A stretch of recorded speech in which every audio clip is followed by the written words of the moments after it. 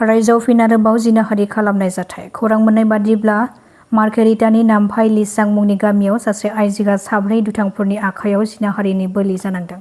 सुलुङाव फोरमायथिनाय बादिब्ला बे जिनाहारि खालामनाय जाथायाव मदद होग्रा सासे आइजोखौबो एरेस्ट खालामनाय जादों। बे साब्रै दुथांफोरनि मादाव सासे आकाश दामा मुंनि सुबुंखौ एरेस्ट खालामबाय, नाथाय दासिमबो साथाम दुथांफोरा खारखोमानानै दङ होननानै मिथिहोदों। अरुणाचलाव खारखोमानानै थानाय थासारिनिफ्राय बे दुथां आकाश दामा मुंनि सुबुंखौ एरेस्ट खालामनो हादों। बे जाथाया दायो ओनसोलावनो मोनसे दुंहाव थासारि सोमजिहोदों आरो जाथायनि दायनिगिरिफोरखौ संदाननाय खामानिया जागायगासिनो दङ होननानैबो खौरां मोननाय जादों। रायजोआव फिन आरोबाव होस्रांनाया खना खनला जागायगासिनो दङ। बेनि गेजेराव मैयानि सानावबो कलगासियानि बाजाराव फिन होस्रांनाया जागायदों।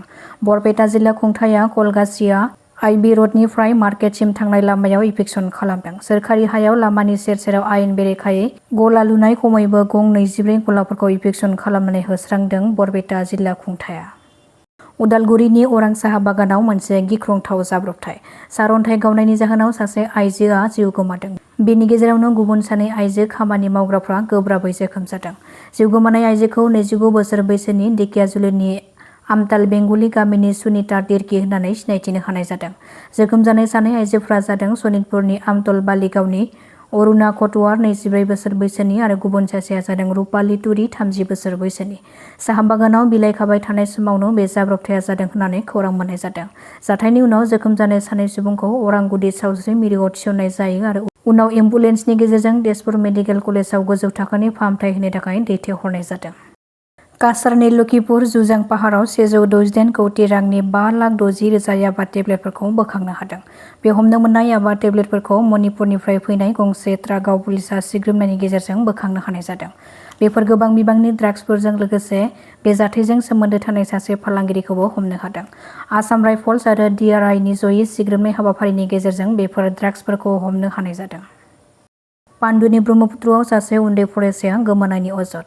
नखरनि सुबुंफ्रा मिथिहोनाय बादिब्ला स्कुलनिफ्राय फैनाय लोगो लोगो सानैसो गावनि लोगोफोरजों गेलेनो थाखाय न'निफ्राय ओंखारबोदोंमोन आरो बे समावनो दैयाव दुगैनानै गोमानायनि सन्देह खालामदों बिमा-बिफाया।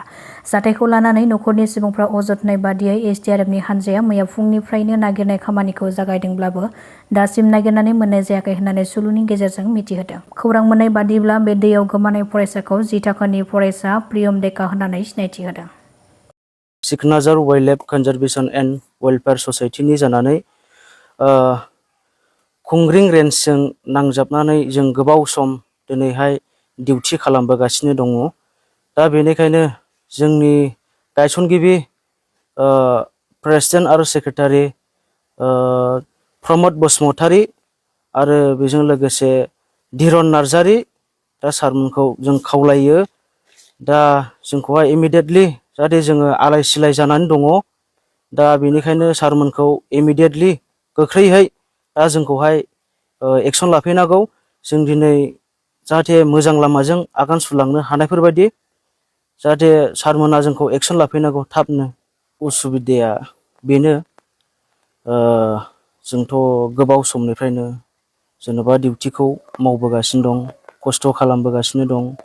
दिनैहाय अबावबा बिफां गायनाय बा ओरै पेट्रलिं बा डिउटि खालामनाय जइन्ट पेट्रलिं बेफोराव जों गोबां आखाइ होबोबाय आरो मावबोबाय।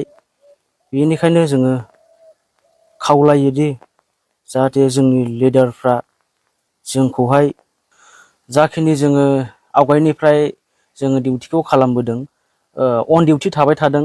दा बे साननै सानथामनि समनि थाखाय माने जोंहा बिराद उसुबिदा गोग्लैनानै दं। मानो होनना बुङोब्ला जोंहा दा माखासे जोंनि ग्रुपनि लोगोफोर बिसोरो दा साख्रिनि थिसनथायनि थाखाय दा बिथांमोननिखौ जों लिस्टआव दंसै होनना मिथिनानै दङ। दा जों दिनै थालांनाय हिसाबै जोंनि माब्रै थालांखो दा जों बेखौहाय गोबां सोंलु फैदों। बेनिखायनो जों खावलायो जोंनि लिडारफोरखौ जा प्रेसिडेन्ट सेक्रेटारि सारमोनखौ जों खावलायोदि जाहाथे इमिडियेट जोंनि सायाव थाबनो जोंजों लोगो हमलायनानै जाहाथे जोंनि नामफोरखौ बा जोंनि लिस्टफोरखौ जाहाथे साख्रिनि थिसनथायखौ जोंनोबो होनो थाखाय सारमोननिसिम गुरैयै खावलायहरनाय जाबाय। कांग्रेस एक महिला विरोधी दल है। कांग्रेस का कारण ही आज तक देश में यूनिफॉर्म सिविल कोड नहीं हुए हैं। कांग्रेस का कारण ही आज तक देश में महिलाओं को समान अधिकार नहीं मिला है। मेरा तो मानना है कि कांग्रेस को महिला लोग टोटल बॉयकॉट ही कर देना चाहिए। इसलिए आज जो हमारा देश का जितना भी समान कानून नहीं आ पाया है, इसका मूल कारण कांग्रेस ही है।